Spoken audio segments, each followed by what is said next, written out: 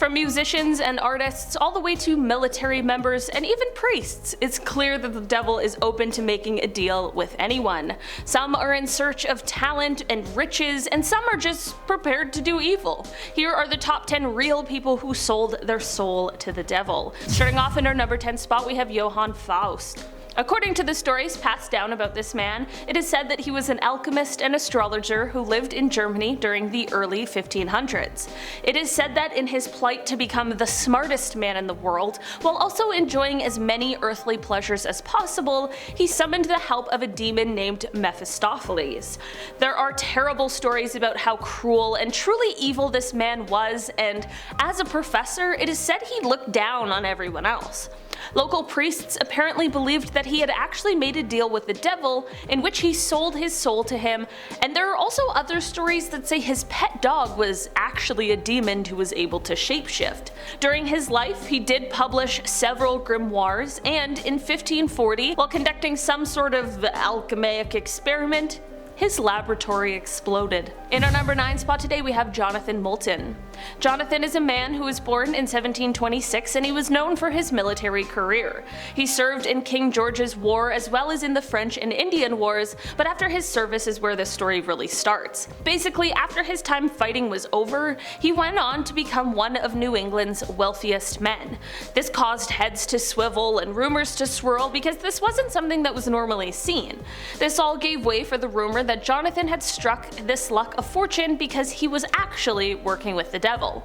People began to say that for financial gain, he in turn gave his eternal devotion and even his soul over to the devil. The devil would visit him every month in order to fill up his boot with gold.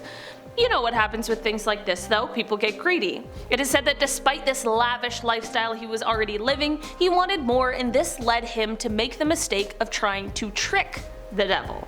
He cut a hole in the floor above his basement and placed a boot over it, which also had a hole in the heel. Of course, he did this so that when the devil came with the gold, he'd get a whole basement full rather than just the boot. But the devil of course caught on. From there, it is said that the devil burned down Jonathan's house along with all of the gold that lay inside. In our number 8 spot today, we have Niccolo Paganini. If you search people who made a deal with the devil, Niccolo is one of the first names that pops up. Niccolo was a professional violinist who was born in 1782. His parents began to send him to lessons when he was just 5 years old, and by age 15 he was already touring the world because he was so talented. What's really interesting about Niccolo and his story, other than his obvious musical genius however, is the rumors surrounding his talent and subsequent recognition. According to some, people believe that his own mother summoned the devil in order for her son to be the extreme talent that he was. There are many modern diagnoses that could potentially explain some of what made Niccolo so talented, and I mean, we all know quite well that sometimes people are just born with extreme talent, but of course in the early 1800s, people and their imaginations certainly ran wild. The final reason why people believe he may have made a deal with the devil is because shortly before his death, he was quite sick. The doctors had a feeling he was nearing death, so they sent in a priest to pray over him. When he first saw the priest, it is said that he freaked out and sent the priest away.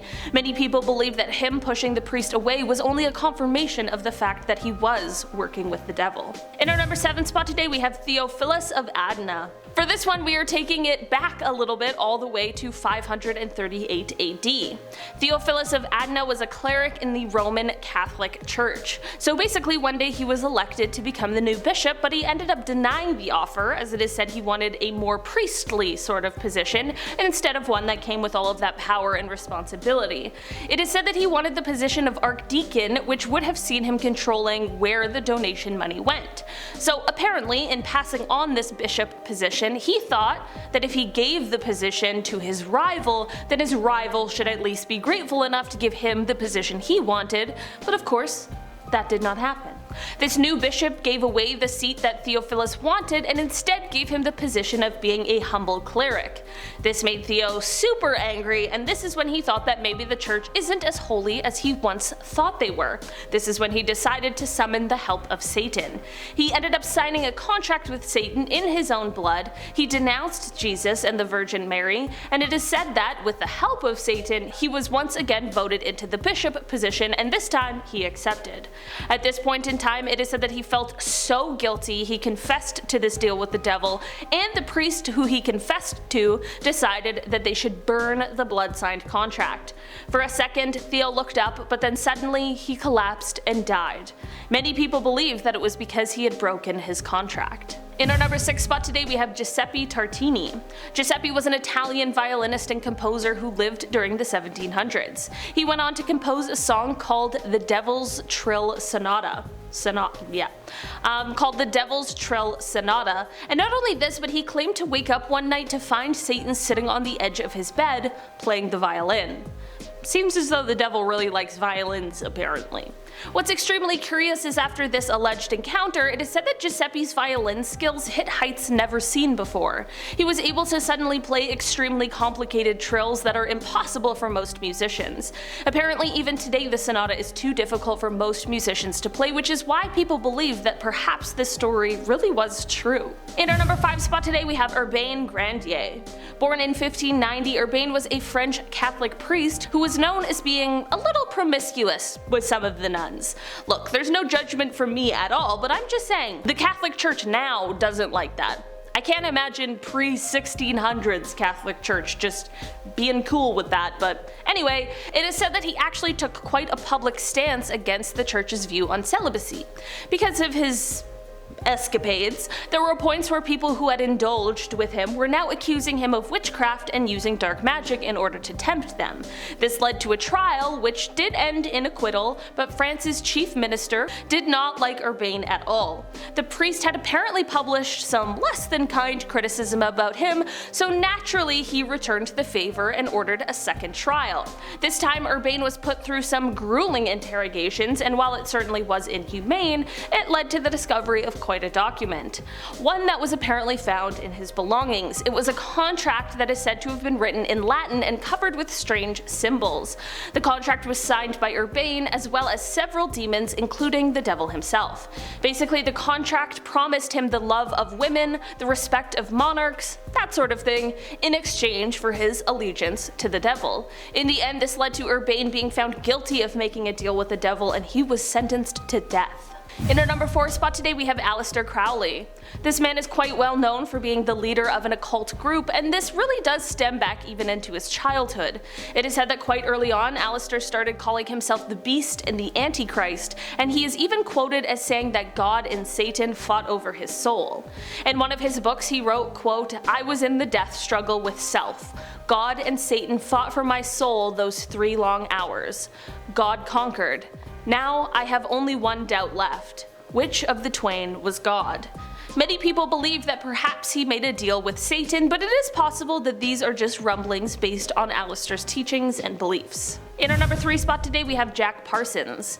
Jack was a man who was born just a few years prior to the Wright brothers flying the first airplane, and being born at a time like this had him growing up dreaming of and reading sci-fi novels about rocket ships taking people to space. It is said that this love of rocket ships and these dreams of going to space are what led him to summoning the devil in order to make a deal. Jack wanted to sell his soul in exchange for a rocket ship. This deal didn't end up working, but Jack continued to study science as he grew older. Later in life, he stumbled upon the teachings of Aleister Crowley that we just talked about, and this is when he tried his hand at summoning things again. This time he tried to summon a goddess named Babylon that was said to possibly help men get to the moon one day. Technically, in some ways, it worked, because Jack Parsons ended up helping create the jet fuel that is said to still be used today. Maybe it was his original deal with the devil, maybe it was the goddess, or maybe it was just good old passion and drive that did it.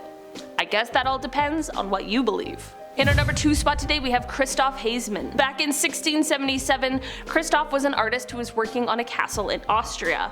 He was so talented at his job that he had been commissioned by the nobles to do this work.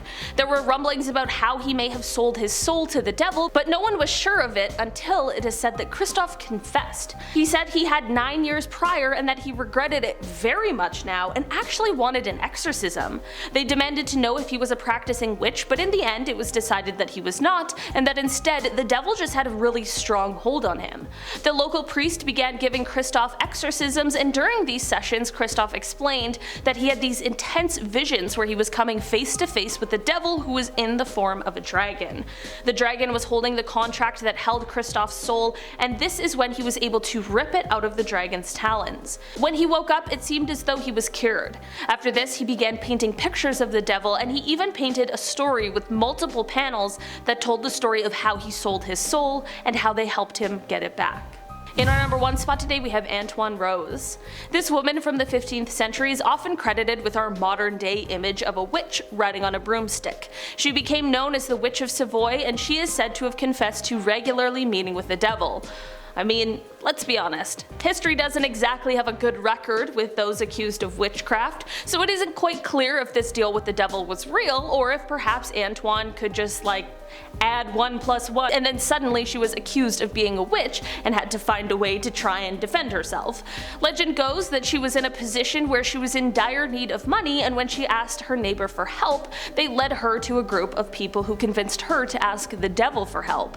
When the devil appeared, he agreed to help her, of course in exchange for her rejection of God and her promise to worship him.